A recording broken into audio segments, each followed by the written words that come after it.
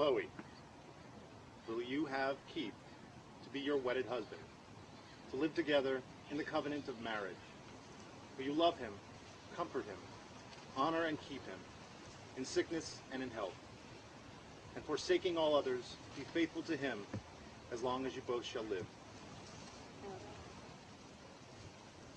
The rings, please.